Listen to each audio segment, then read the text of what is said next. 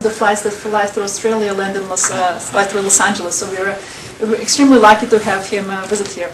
So Pascal, I'm not going to try to pronounce your last name. No, don't try. He leads an optimization research group at the National ICT Institute in Australia. He also holds a Vice Chancellor's Strategic Chair in Data-Intensive Computing at Australian National University. Pascal is the recipient of several two honorary degrees and many other distinguishment awards, including ones from AAAI and from Informs. He's also won award for teaching excellence. So I'm sure he's going to give a very exciting and very stimulating talk. Welcome, Pascal. Thank you, Christina. And I'm very happy to be here. As I was telling Christina, this is the first time, except for conference, that I'm giving a talk in Los Angeles. So, although I'm in the airport all the time. So I'm going to talk about a topic which is very different from what I'm usually talk about. So I'm going to talk about cultural market and how we can measure and optimize them. I'm typically an optimizer, so this is very different, but you'll see that, you'll see some insight from optimization today as well. This is work with Manuel Cebrian, who is my closest collaborators in that field, and Andres Sabeliuk, who is one of my PhD students, and Gerardo is a faculty member in the business schools at Melbourne. So this is the outline of the talk. I'm going to start with some motivation. Okay, probably you know whatever I will say in that motivation, but I will, tell you some stories that I will come back later in the talk, and then I'll talk about the music lab, tell you about the model of the music lab, the generative models that Manuel and his colleagues actually produced, and then I'll talk about the measure and optimize strategy, which is very simple, but the interesting things are going to be the computational results. And then this is probably the thing which is the most surprising. I'm going to talk about some of the benefits of social influence, and then I will conclude. Please feel free to interrupt me anytime. So let me start with the motivations, and the motivation is, in a sense, here is very clear. There is this recognition that, in cultural market, most experts are not very good at predicting the success of various products, whether they are movies, songs, or clothes, or whatever. And there are obviously a lot of anecdotes about this, and some of the prominent one is essentially the time it took, J.K. Rowling to actually get approved for, the Harry Potter series. It has to be, one of the editor actually had his daughter, read the first chapter of the first couple of chapters of the book before actually, he decided to approve it. The fact that Kevin Costner had a lot of, trouble actually getting Dances with Wolves produced, or, that the first solo album of Phil Collins, I mean, he had a lot of difficulties to actually get it produced, and he has become one of the most, best-selling pop artists of all times. So most of these things are, so very difficult to predict, and most of these markets have in a sense, a lot of inequality and a lot of unpredictability. And this talk is going to try to see what you can do about it, and whether this is actually really, happening, and how much is it happening. I'm going to give you two examples which are close to things that I will talk about later on. So this is the songs of U2 last album, not the one that just got out this week, but the previous one. I grew up with these guys, so I've been following them for since they were actually not very well known. And what is interesting about this album is that this song is actually very popular. As you can see, this is the first single, and it's actually not a very good song. So, and it's recognized by experts, right? So it's probably the fastest tempo song of U2, and it has a lot of creative elements, but they don't fit very well together. And so it's very interesting that it's very, very popular, and actually it's almost as popular as probably the best song of the album, and some of the other really best songs. So why is this happening? And so I'll come back to that at some point. The other things is, I'm in Los Angeles, so I would like to talk a little bit about Hollywood. There is this nice book by this Harvard professor on the blockbuster strategies that is basically has been pursued in the last probably decade in Hollywood, which is credited to this person, Alan Horn, who is supposed to be the nicest person in Hollywood, and really a creative genius. And so he pioneered this blockbuster strategy. And what is it? It's essentially putting a lot of money on very few movies, and hoping that they will be successful. And so what you see on the x-axis here is essentially the production budget, and what you see on the y-axis is actually the revenues of these movies. And so the blockbuster strategies is essentially putting a lot of money on very few movies and hoping that they will be very successful, and that's what you see there. Of course, in a sense here, this is a kind of sobering as well, because obviously, as Duncan Watts would say, once you know the answer, everything is obvious. But it's kind of obvious that these movies would do very well, right? So because there is a cult following for these books, the first movies were successful, so therefore you would expect this, okay? Same thing for The Dark Knight. Inception is a great movie, so that may be a bit more of a surprise, but it has really good director and actors. What is also sobering is these guys. So these guys, they put a lot of money and they were not successful, and this is not a small number. And so in a sense, although this guy is supposed, to be a genius, there's still, a lot of unpredictability there. This is a plot taking from that book, actually. Okay, so this is essentially what we are dealing with. And so Duncan Watts, in a recent workshop on cultural market, actually, phrased the problem is that there are two hypotheses for explaining this. One is the common sense argument, and the other one is the social influence argument. And the common sense argument is saying that inequalities in those markets is arising because of people are basically collectively agreeing on what are the best products. And the unpredictability arises because of the noise in the process. Okay, so that's one of the arguments. And the other one, which is essentially what he pursued and mostly the topic of this talk, is that, but the inequality and the unpredictability is really part of the process. It's not like you are. It's basically, as you aggregate, you're going to create this inequality and this unpredictability. And therefore, it's impossible, even if you know everything about the preference of everyone, to actually predict what's going to happen.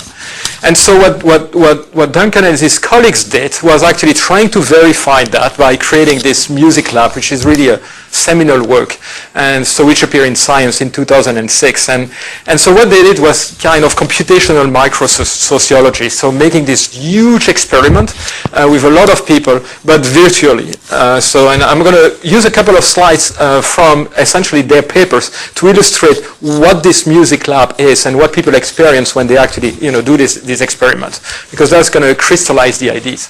Okay, so essentially, you have these participants that are coming into the music lab. They log into this website, and they are presented with a list of songs. Okay, so typically, one of the settings, and this is the one we study here in this talk, is the list of talk is going to be given in a single list, and you have to scroll down to actually see the whole set of songs. There are about 50 songs. And so these songs have, what you get is the name of the band, and you get the name of the song. And some of them are kind of nice, like The Fast Lane, Other ones, you really don't want to listen to it. Hydraulic Sandwich, do you really want to, listen to a song by that group? Anyway, so this is what we're going to call the appeal later on. So when you see these things, you will be attracted to some and not attracting to others. But you can click on them, and if you click on this, what you will do is you will listen to the song. And once you have listened to the song, you will be able to grade the song. And we're going to not use that, Duncan Watts and his colleagues didn't really use that either. But you give a quality to the song.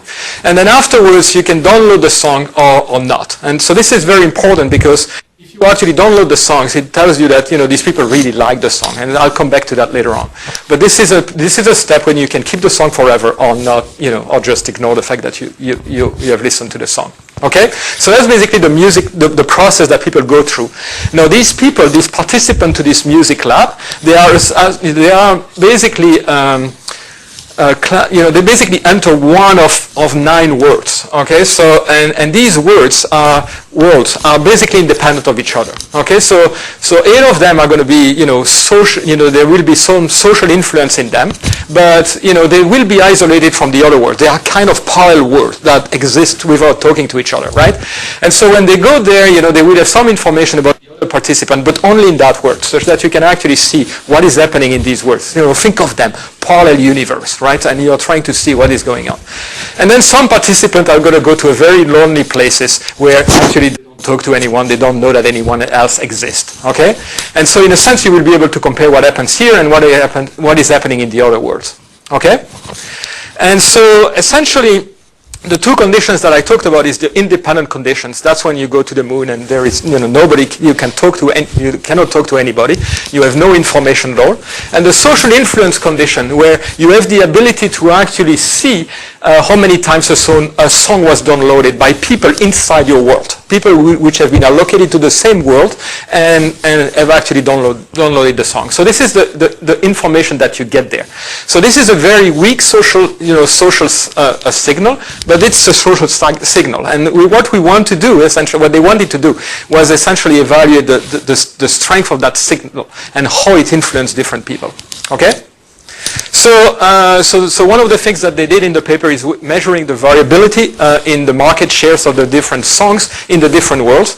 And so you get this formula that they came up with, and this is essentially measuring for different words, or what is happening for a particular song. So this is song I, word J and K, and you are basically measuring the difference in download between these two words, and you are dividing by the number of combinations of the words, and then you are basically capturing this measure for all the songs and dividing by the number of songs, and you get a unique number, which is essentially the unpredictability of that particular experiment. Okay, so I'm going to use this formula when I show you some of the plots. It's basically going to give you the unpredictability of a particular strategy or policy or whatever.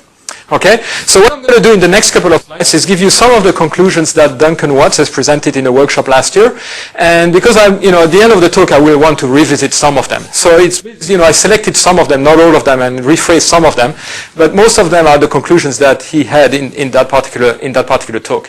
So one of the things that he said is that the best songs never do terribly, the worst songs never do very well, but all other results are possible.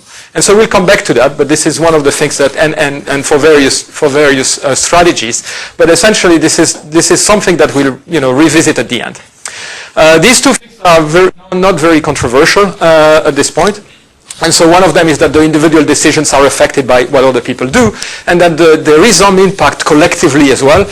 The popular songs are becoming more popular, and it's very hard to predict popularity. Okay. Actually, we'll revise some of them. We'll revisit some of them as well in some context. Yes. What is good? What is a good song? A best song? Yeah. So this is an excellent question, and so let me come back to that question later on, because I'm going to exactly address that. Okay. So I'm going to give you a technical definition in the context of this talk, but in general, most of us, when you listen to a song, you know if you like it or not, right? So this is essentially what informally what quality is going to be. Do you like the song or not? So even if you have a young kid and you make it listen to Mozart or Salieri, they will see the difference, right? So that I think when you listen to something, you know if you like it or not. There are different preferences for people, but for you, you know if you like it or not. But I'll give a technical definition here on what we actually are going to use for measuring quality here, and you'll see where it comes from. So other things that what we're saying is that unpredictability is inherent in the process. Okay, it's not a result of lack of information. It's because of the way the music lab is actually unfolding, and so you'll see that as well later on. And so in a sense, the market is not revealing stable preference between the participants. There is a dynamic process, and that's going to essentially affect the outcome. And you have certainly a Mathieu effect, and I'll show you results of that as well. Okay, so these I don't think are very controversial, but you'll see they are different for different things that you can do. And finally, one of the things that Duncan said is that the dynamics can be manipulated, but not easily. And so I'll come back to that as well. So what they did was actually changing the social influence between different songs and seeing the effect.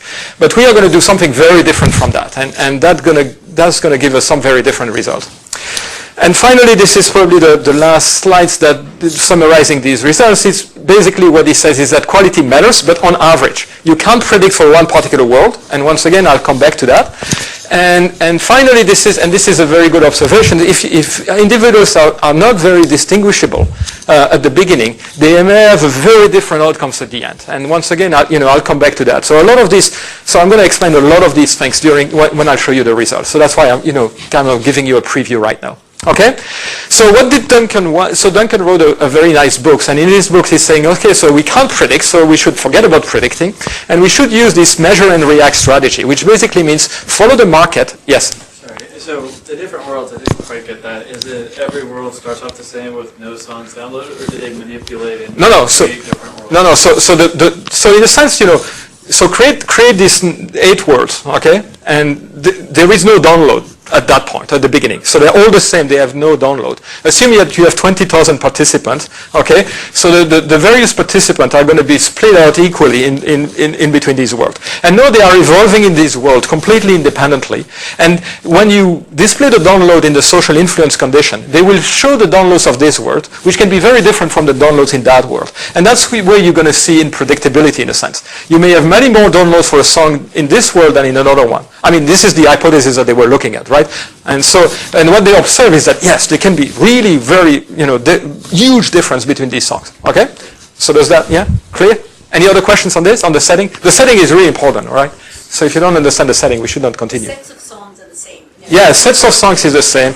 What is going to be different in some of the experiments is the way you present the songs, and I'll talk about that a lot, okay? So, okay, but it's the same songs, and yeah, exactly is the same in these words, okay? And these guys is the same thing. There are also plenty of people there, but they just don't know that there are other people. They just see this list of songs, and they have no idea that other people are even there, okay?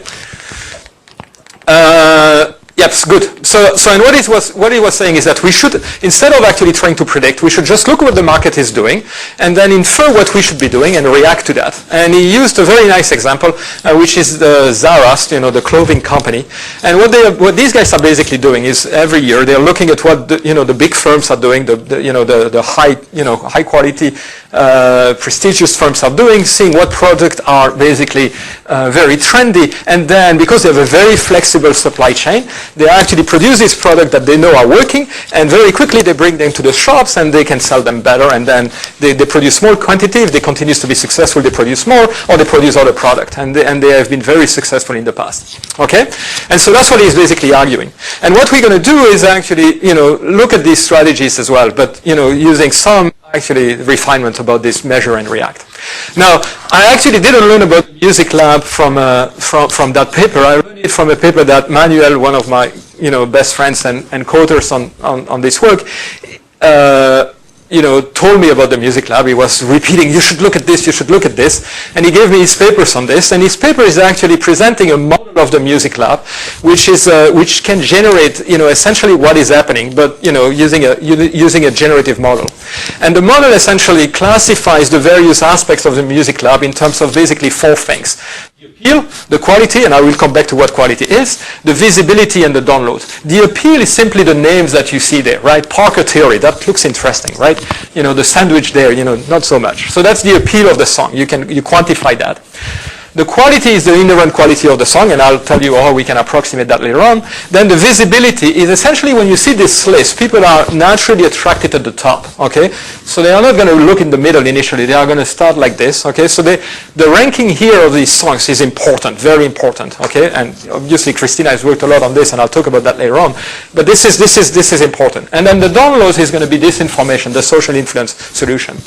And so let me talk a little bit about the visibility. So you can actually see that the various songs, okay, so the first song is going to get a lot of visibility compared to the other one, and then the visibility is typically decreasing, okay, and then at the end, because you have to scroll, okay, so you're going to go to the end of the list, and at the end of the list, the visibility is increasing again, okay, so that's the visibility parameters that we are going to use, okay. If you place the song at the beginning of the list, you're going to get a boost in a sense in its appeal, because it's placed there. People are going to look at it more often, okay. And yeah, from the data of the Music Lab. The data is public, and so you can actually infer that from the data. Yeah, you can actually. One means everybody. No, one is just a factor, right? So you can normalize this. It's just normalized, right? So you could be bigger. We normalize everything. You'll see the formula. I mean, the model is here. Okay, so you're going to see it. After taking appeal into account. No, it's not appeal. It's just overall. Purely. Yeah, overall. So whatever no appeal there. Just shows the fact, just the boost that you would get by just placing the song there. Nothing to do with the appeal. And this is what this formula is actually giving you. So this is the model that Sandy and Manuel and the co-authors came up with. So this is the probability of actually downloading song I at time step k. Okay, given a particular ranking. Okay, and so you see the various components. There is the position in the list. Okay, so this is the visibility. You have the appeal of the song. You have the number of downloads so far. That's the social influence signal. And so this is essentially the download of song I. This is the appeal of song line. This is a global parameters. Okay, for balancing these two things. It's global for all the songs. And then you multiply that by the visibility. So this is basically boosting these two things together. And then you normalize everything for all the songs. Okay, so you get a probability distribution. Okay, so this is essentially a model. And when I saw this model, I tell Manuel, oh, but this is really exciting. Okay, we can optimize this. Okay, and so because my life is just trying to optimize everything. And so that's the start of the work. Essentially, we're starting thinking about how you can optimize this.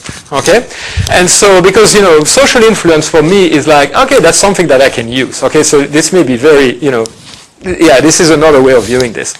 And so in a sense, when you try to optimize, so if you're an optimizer, you look at this thing and you say, what I want to optimize, obviously, if I'm Hollywood or if I'm a market maker, I want to optimize essentially the expected download. And the expected download of a song is going to be essentially the product of, the probability that I'm actually listening to the song and then times the quality of the song, which is the probability that I'm downloading the song. Okay, so this is the way I'm going to come back to that in a moment, right? So currently, I'm basically telling you that the quality is a probability. I'll tell you how we can get that probability. And so when I look at this, the degree of freedom that we have is the ranking. That's the only degree of freedom that we really have. We can order these songs in different fashion for trying to optimize this expected download. So in a sense, we have a discrete optimization problem, which consists is what? Trying to find the best ranking for these songs such that you maximize the overall expected downloads, and that's the sum of the downloads for all the songs. Okay, so that's the download for song I. You sum the download for everything, and you look for essentially the best permutation of these songs such that you maximize the expected downloads. Okay, so in the discrete optimization problem, you can model it as a mixed integer program. Okay, so because essentially the only thing that you are looking is the permutation here, and so the problem is that if you do that, it's not very scalable. Okay, we could do things with 9 songs, and that's kind of boring. The result was kind of interesting enough so that we invested time to actually see if you can solve that better. Okay, and so the first thing we found out is that you can actually solve this problem in strongly polynomial time by reducing it to something which is called the linear fractional assignment problem. And essentially what it does, it's a dedicated simplex algorithm, and you can show that you have a strongly polynomial number of bases that you have to actually look into. And so this is highly scalable. We can solve easily for 50 songs and more. I mean, this guy can scale up to millions of things. Okay, so we have a beautiful solution here for actually finding the best ranking.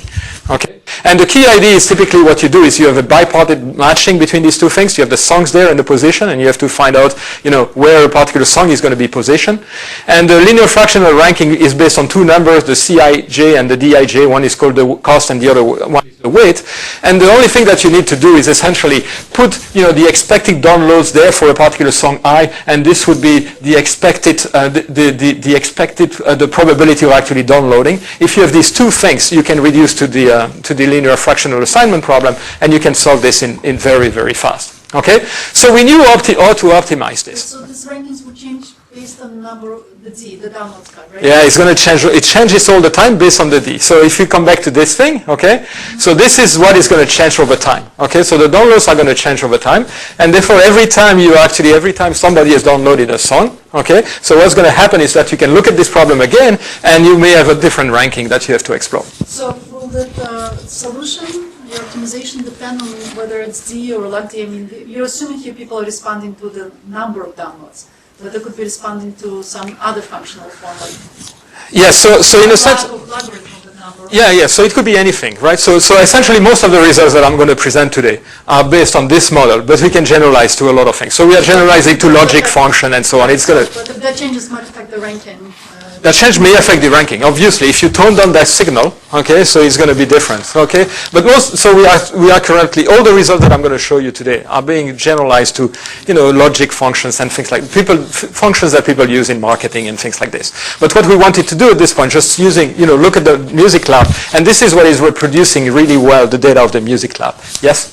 So I'm sorry, I'm an outside. I don't understand what you mean by the word optimize. What are you trying to do here? You are trying to... Yeah, so assume that, I'm Apple, and I want to maximize the number of songs that people are downloading. Okay? And so what I'm trying to do when I'm actually when I'm doing this is I actually find out what is the best ordering of these songs, such that I make sure that as many people as possible are going to download these songs. Because every time they download the songs, I get revenue. Okay? Now in the music lab, you don't get revenue, but in practice, that's what you want to do. Think of Amazon. You want to actually order the recommendations that you get, such that you actually maximize the number of books that people are going to buy. That's what I'm doing. Okay? So I'm not looking at this music lab at this point as something where I measure social influence. That's going to be a side effect. I'm trying to say, okay, I have this music lab. I want to maximize the number of songs that these guys are going to download. How do I do that? Google might also, like, how to Yeah. present search results. Yeah, search results. Yeah, exactly. And that's why your content use is pretty important. My quantity Q is very important, yes. Of course. I mean, the song may be very appealing, but very crappy in quality, right? And I will want to compensate for that, right? So, yeah. So how you estimate Q sub I? Yeah, so it's coming. I know you are very impatient. Yeah, but I'm just keeping the suspense here, you know? Okay? So I'm basically revealing everything one step at a time. Yes? I'm curious, what is K doing here? Okay, well, you'll understand it better. You can ignore, in the beginning, you can ignore that. Okay? But essentially people are coming up. A participant is coming up. Think of K as the participant K is coming. Okay? And so at this point, the participant K has downloaded. Okay? Now you have a new optimization problem. That's the optimization problem, that's step K of the music lab, in a sense. Okay? So you continuously optimize. So think about you look at what is happening in the market, measure the market, and then you optimize. That's what we are doing. Okay? So non-line optimization problem. Okay? Good, great questions. Okay, so we can do this, okay, but obviously I've been cheating all along, right? So and the cheating here is that when I have this optimization problem, I don't know the cues, okay? So that's one of the problems. I don't know the quality of these things. But then, Duncan Watts and his colleagues, once again, had a very, very interesting observation about the music lab, and this is actually a critical insight in their papers. Which basically say that the popularity of a song is actually very well captured by the number of downloads when you are in the independent condition. Okay, so if you listen to the song and you download it, it means that you like it. Okay, and so you can measure how many people have listened to the song and download it, and that gives you an inherent, measure of the quality of the song, which capture both, the inherent quality and also the preference of the people.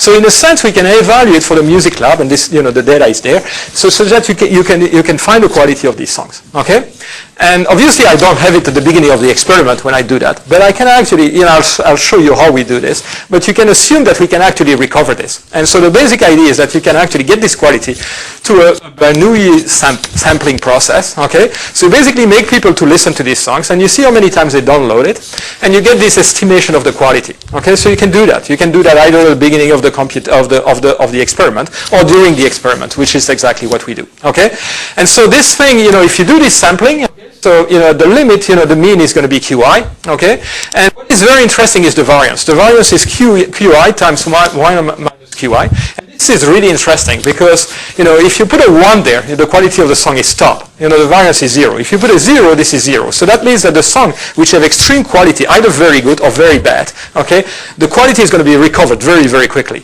And so what you don't recover, as quickly are the songs which are in the middle. People don't know if they really like them or not, right?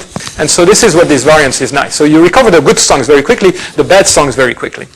Okay, and so now I'm going to go to the computational result, okay, and I'm going to show you essentially the experimental setup. So we have basically an iteration for any world, okay, we'll have many worlds, okay, 20,000 or something like that, but of every iteration what is happening is that we select a song, okay, so an algorithm select a song with the probability of, with the probability that I have described, previously, based on, Manuel's and Sandy's model, okay. And then if people download the song, I'm basically going to increase this download counts, and that's going to basically define, a new probabilities for every song, and then I can re-optimize, or I can do whatever I want. Okay? And so I'm not going to select a new ranking all the time. I'm going to select a ranking every R iteration, but you can change R. It has just to be greater than 0. And then also the parameters are going to be 50 songs, 400 words, and 20,000 iteration, essentially. That's basically the basic settings, okay? So it's a lot of words, okay? Much more than 8, okay? So it's very, lot of experiments here. Okay, so I'm going to compare basically three rankings. The first one is the rankings that I've shown you, the optimal ranking, so where you basically optimize the expected download at every one of the iteration. I'm going to use the D ranking, which is the download ranking. You basically rank the songs by the number of downloads that they have. That's what they did for the music lab. And then I'm going to use the random ranking, which is basically putting an arbitrary list for every, the new participant. And so for every one of these ranking, I'm going to look at the two conditions, the social influence and the independent condition. So when I say P rank social influence, that basically means that every step I use the optimal ranking for expected downloads, and then I'm using the social influence, which basically means that I'm showing the downloads. But I can also use in the independent condition, in which case the downloads is never incremented. Okay, so basically I have these 6 things that I will be comparing, these 6 policies, 3 policies and 2 conditions. Okay, and I want to compare the various results there. Okay, we use a variety of settings to do that. So 2 of them that I will present to you is we're going to have to generate a distribution for the appeal and the quality. Okay, so for the base case, what we'll do is basically choose the appeal and the quality. They will be chosen independently using a Gaussian distribution between 0 and 1. And then we'll do something completely weird. We'll basically we'll create a worst case where essentially the appeal is negatively correlated to the quality. So the songs with the best quality will have the worst appeal to see what is happening. So it's kind of creating the worst thing possible for that market. Okay, and so that's the 2 things. So this is, for instance, the first setting. Okay, the blue here is, so these are all the 50 songs. Okay, and this is the quality, the blue stuff. This is the appeal. You see, for instance, that the best song here doesn't have the best appeal. This song probably has the best appeal.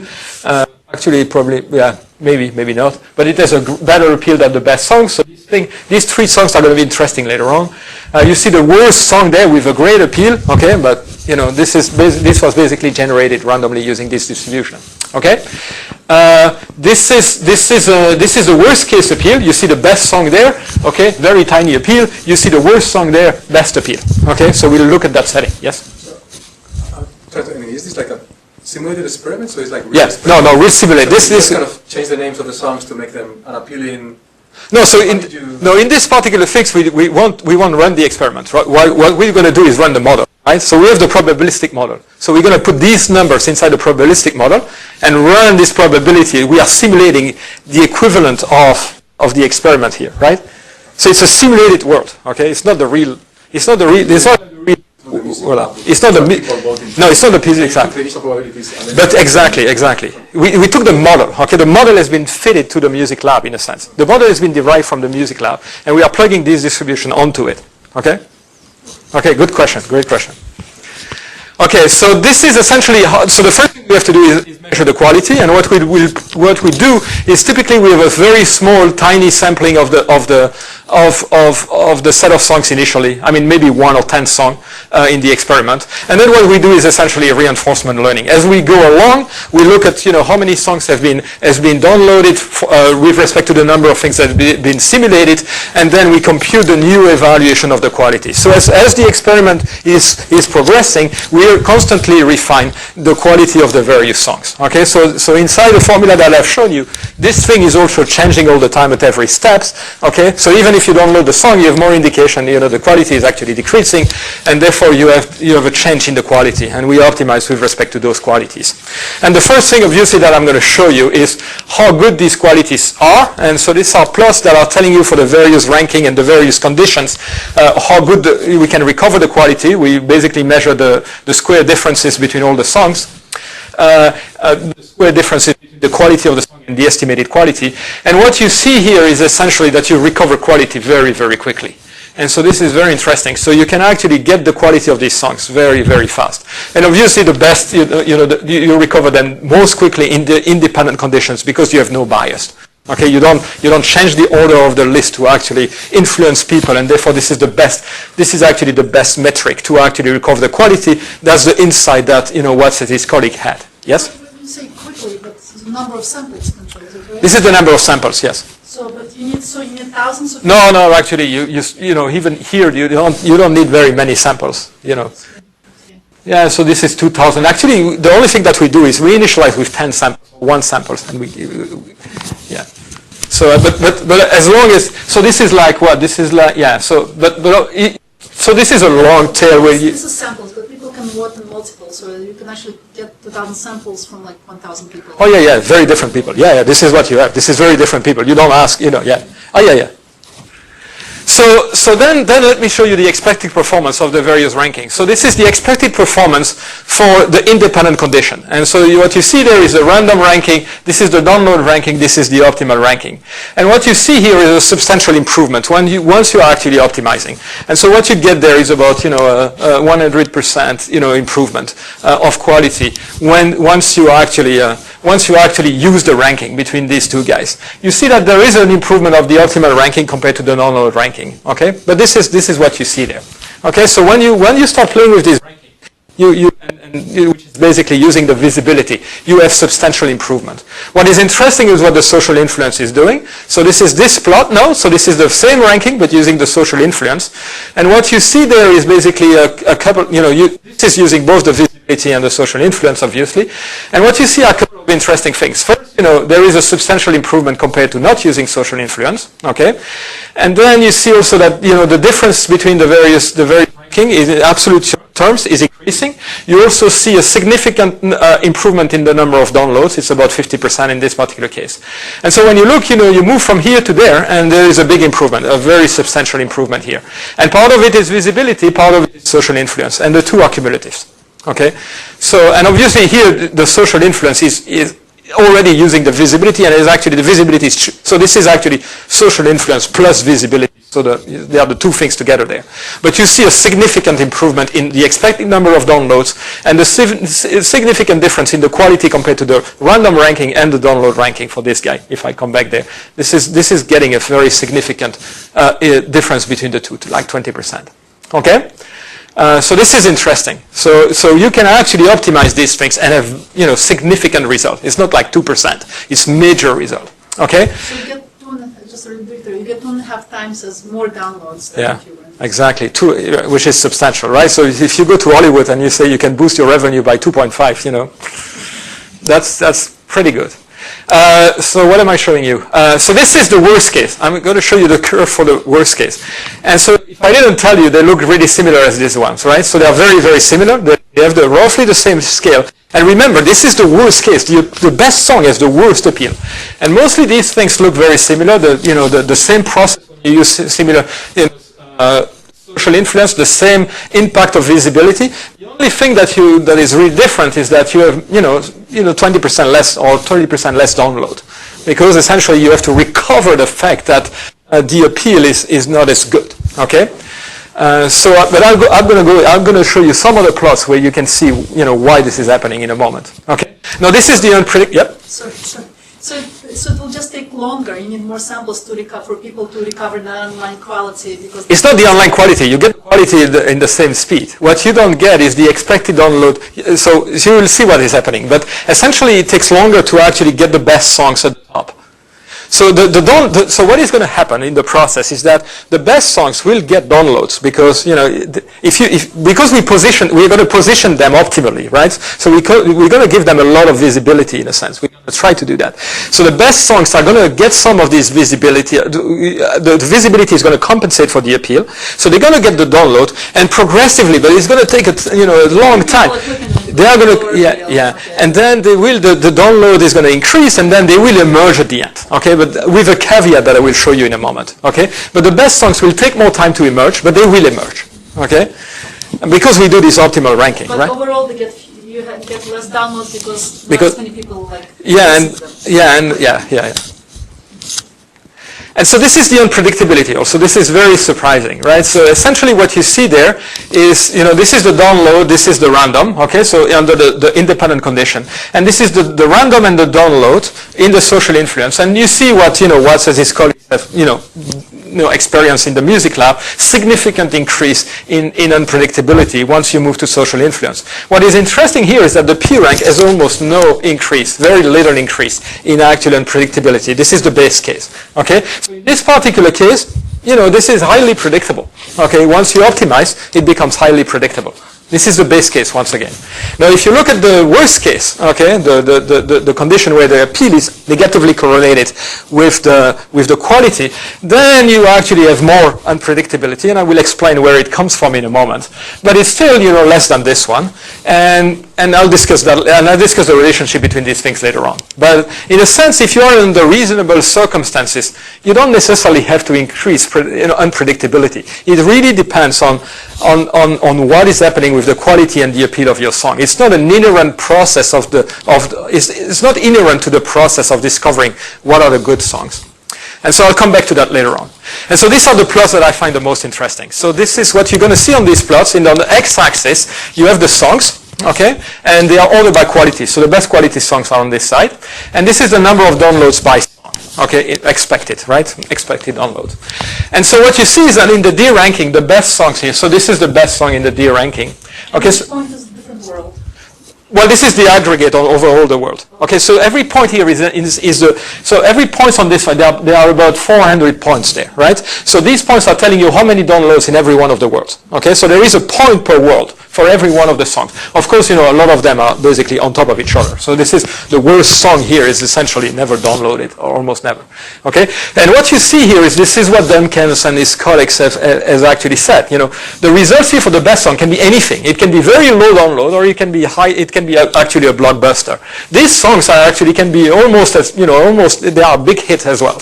Okay, and even this song, which is like starting being average, they can have a lot of hits. Okay, so that's what he was saying. The results can be almost arbitrary, except for the bad songs, which are never doing, good, and this one cannot do really very bad. Okay, and so this is interesting, right? So this is essentially reproducing their result. Now, what is interesting is what happens when you do optimal ranking, and this is the two plots here at the bottom. Okay, so when you do the optimal ranking, this is what the best song is. Okay, there is still some little bit of unpredictability, but it's very minor, and this song is always going to be a blockbuster, okay? And the other songs, look, they have very, very little downloads at the end, okay? So compare that to what is happening in the download ranking. The uncertainty here is very low, okay? You recover the best songs, and this is the songs that are going to be heavily, downloaded. This is like the blockbuster strategy of Hollywood in a sense. And this you don't have the unpredictability that you have there. Now, look at the value of here. This is the independent condition. This is with the social influence. So this songs is really you have basically been using social influence to actually boost this song, okay? And so, because this song here is not downloaded anywhere close to the downloads here. And that's what essentially the optimal ranking, using the visibility to promote the best song, is going to increase the social influence, which is going to make these songs really compelling. Okay, that's what is happening there. So in the x-axis, you have sorted the songs by quality. And that's stable. So the quality of the song is stable. Yeah, because this is basically measuring the independent condition, right? In the independent condition, you have no social influence. You can measure how many people who are listening to a song are going to be basically downloading this song. Yes, Christine. There's this winner-take-all kind of strategy that the best song gets all the everything, and even the next best song doesn't get nearly as But there's some songs there. I mean, like they're not. No, so this is with social influence, right? So they get some, not much. Yes. So this is turning into a monopoly. Okay. And so I want to address this issue later on, because this is interesting as well. This is the case. So there is a difference in quality with this song, and this mechanism is going to turn that song into a monopoly at this, because it's better than the other ones. But this is also the blockbuster strategy of Hollywood. They are basically turning these things, a couple of things, into blockbuster and ignoring the rest. Did you discover that Hollywood is doing the right thing? I will come back to that in a moment. Okay, so at the end, yes. So remind me if I don't address this. Okay, so we'll talk about that. Well, I'm just making observation at this point. Okay, so this is what is happening in the worst. Yeah, sure. Sorry. So there are some songs that have good quality, but they're pretty highly downloaded. I mean, the ones that are to the left. This one? Not that one. The one to the left. No. This one. Yeah, those almost were as downloaded, they're not as high quality. Yeah, so you know why this song has a better appeal than that one? Oh, that's appealing. It has better appeal and lower quality. And so here you have no social influence. So you cannot reinforce that this guy is actually better. So you don't have this aggregation of preferences here. It's just, the appeal and the quality that are playing this game together. You don't have a feedback. You don't see people saying, oh, you should go and watch this movie, or you should listen to this song. This is really the best song on this album. Yes, sir. So the x-axis is ordered by quality. Yeah. And I may have missed it, but did you show what's the distribution of quality Or Oh, I show it. I'm going to come back to that. This is the distribution of quality in the one. Okay, so you see that the best song here is better than these guys. Okay, so yeah, and then you see the other. Well, I mean, it's a Gaussian distribution here for both the appeal and the quality chosen independently. And the result that I'm showing you are, we ran many experiments with any of these distributions, and they're essentially the same. Okay, so it's not. This particular distribution is not important. It's just an illustration. Okay, so we run these experiments for like 6 months at this point. So, where am I? Okay, so yeah, so that's what I was explaining. Okay, so any questions about this one? Okay, good. So the next one is what is happening when you have the worst case, and this is interesting. Okay, so this guy is all over the map. Okay, in the worst case place, you see even songs that are really below average there, getting a lot can become hits. What you see here is actually what you see for the P ranking is different. So you don't recover the best song. That's the interesting thing here. In this particular case, you can't overcome with the visibility. Okay, you can't overcome with the visibility, and I'll come back to that, to the math behind this later on. But you can't overcome the best song. You can't get it back. But what you get is the next best songs. And what you see is that there is a lot of unpredictability about this best next song. And I will explain why you have that later on. Okay? So what is the unpredictability here is that these songs are very difficult to distinguish, essentially, and you don't know which one is going to emerge. But one, because of the process, is going to get early downloads, and that effect is going to be magnified afterwards. So that's what you see there.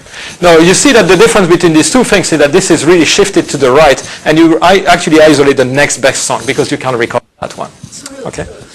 So no matter how long you run experiments, you'll never... Yeah, but I'll show you the math. You'll understand the math. The math is very simple, but it's very intuitive. 10 minutes. Okay, benefits of social influence. I had too many questions. So what I'm going to show you now is the theoretical basis of this, and this is amazing. When we got this, we were really excited. And so what we can show you is that obviously the P rank is optimal in the independent condition. Okay, so because nothing changes, it's optimal for one step. The next step is going to be the same, so it's optimal. Okay, what I'm going to show you is that the P rank with social influence always dominated the P rank without social influence in expected performance. Okay, so I'm basically telling you this guy is better than that guy. Since this guy is better than all the other guys, so that means that using P rank with social influence is going to be better than never using whatever the ranking that you use and never going social influence. So what I'm basically telling you is that social influence is beneficial to this market if you use it correctly. Okay, and so the first thing, I told you that. So this is essentially the intuition behind the proof. The proof is 3 or 4 pages long, so I'll just give you the intuition. But essentially, I'm using the AI as a notation for this expression, which is a combination of the appeal and the downloads. And then the expected downloads at time t is essentially this formula, which is, so if you remove this is the expecting download of the expected download of song I. This is the expecting download of all the songs. And the only thing that I have to show you is, I start with no influence at the beginning. I have to show you that the expected downloads increase over time. So since social influence is accumulating, I have to show you that it's only increasing over time. Okay? And so the key points, you can model this as a Markov process, okay? Because time t plus 1 only depends on time t. You don't care how you got there, okay? And therefore, essentially, what you have to show is that from time t, you have to phrase the expectation at time t plus 1 of the downloads in terms of the expectations at time t. And what you can show is essentially this formula is basically telling you, okay, so have I actually, what is the probability that I downloaded a song J, in which case I have to increment, this particular factor by 1, and then I have to renormalize. Or if I didn't download anything, it's the same thing as the expectation before. Okay? And now you can massage this and you get this necessary condition for actually having a benefit for social influence. So you have this necessary condition, and if a ranking satisfies this, you will show that social influence can only be beneficial. Okay? And now you can simply show that the P ranking is satisfied this condition, and the way you do this is basically by using this function, which is concave and decreasing. It has only 1 0. You can prove that the 0 is actually the optimal ranking, and then that this optimal ranking has to satisfy this rearrangement inequality, and that basically makes sure once you prove that, you can show that this is essentially satisfied for the optimal ranking. So that's at the high level the proof. Okay, but so this is in the paper, so you can go and see. I just want to go into the discussion because this is probably the most interesting part. So essentially the summary here is that social influence is always going to be beneficial if you use optimization, and it's going to dominate all the ranking not using social influence. but social influence and positive bias have cumulative effects. Okay, and also, you know, without position bias, you would have no, you know, influence of, you know, you are actually accumulating these two things, and they are actually, and every benefit of social influence is also magnified by the fact that you are using position bias. So this is very nicely complementing the result that actually Christina had with Tadahog. No poor and average songs becomes a hit, even when we take the worst case. So we have a, you know, this is interesting. And in a sense, in reasonable settings, we are identifying the blockbusters. Okay?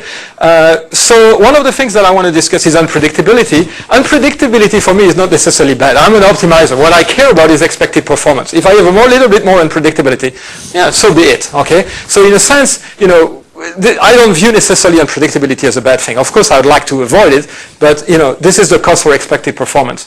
The source of unpredictability is not only is not social influence only. You have to have very specific properties of your song. They have to be essentially undistinguishable. That's when the unpredictability is coming, and I'll come back to that in a moment.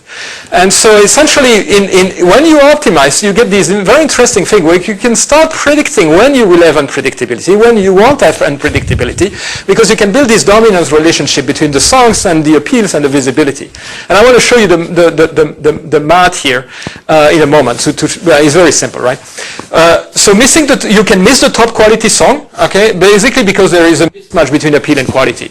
But once again, I think this can be controlled, and this is essentially what Hollywood is always trying to do, right? So you are basically investing to make sure that these two things are aligned, okay? And so that's what if you want to have a good market, you have to make sure that these things are aligned. Okay, but once again, this can be controlled. Okay, so the dominance rules is where you can see where you can predict unpredictability is based on this. If the quality of song 1 is better than the quality of song 2, assume that there are only 2 songs. But if essentially this visibility cannot be better, if by using the visibility here, I cannot be greater than the visibility of the other song when I use a lower visibility, there is no way I can recover Q1. And that's the problem. Okay, so if my visibility is not strong enough, okay, I won't be able to recover the quality, and that's why I can miss the best song. So in other words, I won't be able to get the social influence such that I can recover that song. Okay. So in a sense, I can predict that some of the songs will not be successful because they are dominated by other songs. And I also can tell you where unpredictability can come, because essentially this will be songs not satisfying any of these relationships. They are going to be essentially uncomparable or undistinguishable. Okay, so in a sense, I can control. So in measure and optimize, you are basically controlling social influence very carefully, and some unpredictability is still present. But I was discussing that with Christina before. I still think that we can actually control that. We can actually make sure that we can have a second, objective function, a second part in the objective function, where we would actually remove that form of unpredictability. It should be possible to do that. We haven't done it yet, but this is something that I want to do. The download ranking was bad. Why? Because you put too much importance to the social influence. It's used twice. It's used, as a social influence itself, but also for the position bias. So you reinforce this and you increase the unpredictability, and you actually don't maximize the expected download. Because what the downloads are not necessarily a measure of quality. The number of downloads is the proportion of download with respect to the number of sampling. And so this is very different things. Okay? We can generalize that for other things. So if I go back now, very quickly, on some of the results that was mentioning at that workshop, he was basically mentioning that any other result is possible except that the best songs never do terribly and the worst songs never excel. I think this should be quantified. I mean, most of the time, not every result is possible. Most of the time, the best song for us is going to be the best song. And it's going to get the most download. It's only in very specific circumstances that you can have other results. And for us, it's always songs that are very good anyway. Okay, and they have this good combination of appeal and quality. These two things are not very, controversial. How to predict popularity? I think we can make a lot of progress in actually predicting. These dominance rules that I have shown you are actually predicting some of the things that can happen. Not everything can happen. You can actually structure what can happen. And so this is interesting as well. Unpredictability is inherent. There is lack of information. This is true, but once again, it can be controlled. And so you have this Matthew effect, that's true, but the dynamics can be manipulated, but not easily. I think what I've shown you is that using optimization, you have a strongly polynomial time algorithm that can remove unpredictability substantially and can manipulate the dynamics very effectively. And I think we can do more. This is just the first step, but this has to be quantified once again. I think you can do a lot more than what has been done. Quality matters on average. I think that has to be quantified again, because in most of the case, it's only the best songs that got a lot of the download, and this is obviously a gray area. I think it's true that when you kind of distinguish these songs, essentially, you can have unpredictability. But once again, I think we could control that. We haven't tried to do that, but I think we can control that. And so this is one of the things that we want to do. And so this is the end of the talk, and I'll be happy to answer any questions you have.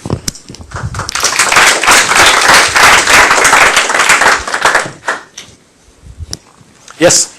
So can you go back to the slide where you show you missed the best song? Yeah, sure, of course. I'm just wondering how much is this result tied to the specific mathematical model you're using? So essentially what... If you define, like, say, the quality or So first, the model that we have is very close to what people use in marketing. It's very close to the logic function. So it's a very reasonable model in a sense. So I think if you generalize that to the logic function that people are using in marketing, the same results are going to hold. So I think it's very general.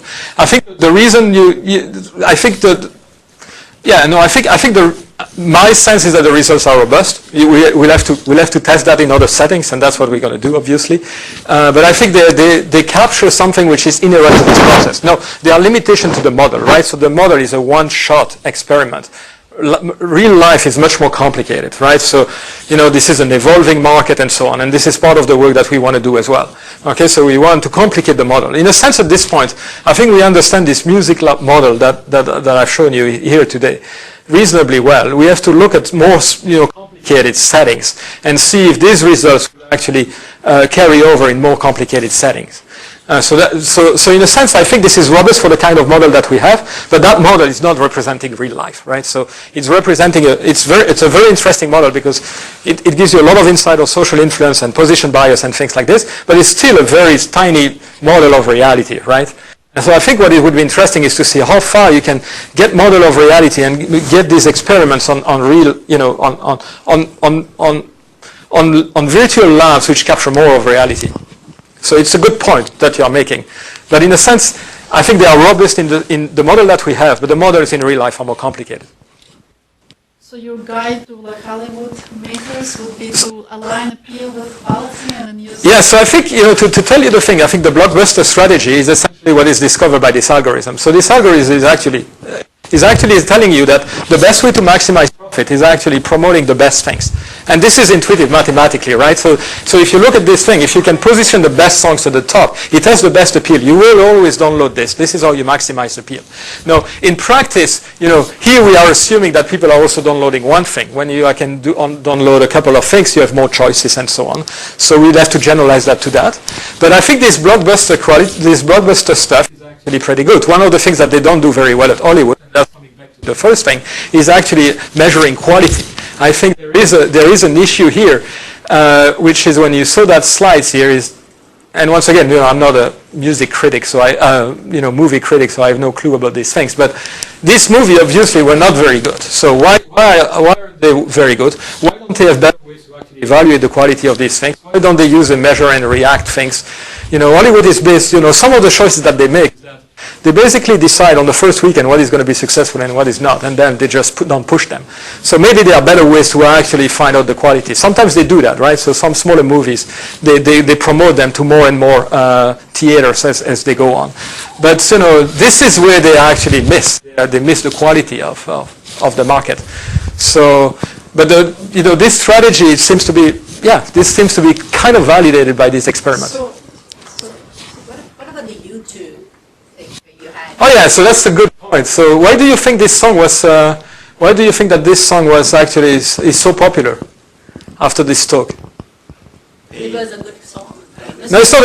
It's not a bad song, but it's not the best song of the album. It's certainly not the best song of U2. This was the first single. It got a lot of exposure, so I think it got a head start in the downloads, in the popularity, and so. When you look at the experiments that I've done, you start from a blank state. All the songs have basically no download at the beginning. And so I don't think that would happen if you start from a blank state. But this didn't start with a blank state. It started with the fact that this was the first single. We were bombarded with that song, okay? And therefore people downloaded that song probably much more at the beginning. And, it's not a bad song, so people liked it, and I think that influenced the process. Of course, I'm speculating here. Okay, but I think that is at least an explanation here. Okay, so I don't think it would have happened if we started from scratch. It wouldn't get as popular as, let's say, the first and the third song, which are probably the one that the first three are the really good songs. You can test that hypothesis, right? Because you have lots of songs that were published at very different times. Yeah, so we are doing that. We are doing things like that. This is ongoing work. Yes, we are testing things like this. Yeah, we are testing things like this on YouTube as well. Yeah, absolutely. We can test this. Yes, we can also. So all the results that I'm showing you also only are valid if you start with the same state. Okay, so if you start with a different state, you can't guarantee that you are going to maximize the expected download. You cannot guarantee that the P ranking is going to be optimal. Okay, so the P ranking is only optimal if you start from the beginning. We have other results that but I want to have a single message today. But yeah, yes. So aligning appeal and quality is an interesting objective, but I'm wondering, well, if someone had a more nefarious motive, for example, when someone tried to manipulate this, and for music it's not as problematic, but if you think about election halls, well, like there's supposedly some agencies that have the ability to manipulate like YouTube ratings or maybe rankings. Yeah. How can we protect ourselves from someone manipulating us? And which strategies would be? Okay. Okay, so we have one way of doing this. Okay, it's a great question. So of course we thought about that. Okay, so and essentially that's why we created the worst case, right? So the worst case that we have here. Okay. The worst case. Show me the worst case. This guy here. So this song is actually so this is the best quality song. It has a terrible appeal. You may have a malicious person having just put a very bad appeal for that particular song. And so the difficulty that we have here, okay, we can't recover it with the P ranking. Why? Because it's dominated by this one. Okay, so it's basically dominated by these songs. The dominance relationship that I have shown you are basically making such that you can't recover this quality. So how can you actually have a strategy which actually recover the best song? Yes, there is one. Okay, there is one particular strategy where you can overcome that. Okay, and it will address essentially. There are actually two that I know of, and it will address exactly what you are talking about. So I think in this particular setting, we could counteract a malicious behavior by using a different kind of ranking. Okay, we know that ranking is not optimal. We know that it's not bad either. Okay, so we have performance guarantee, so we are writing that down. Okay, so it's a very simple ranking, very simple. Yes.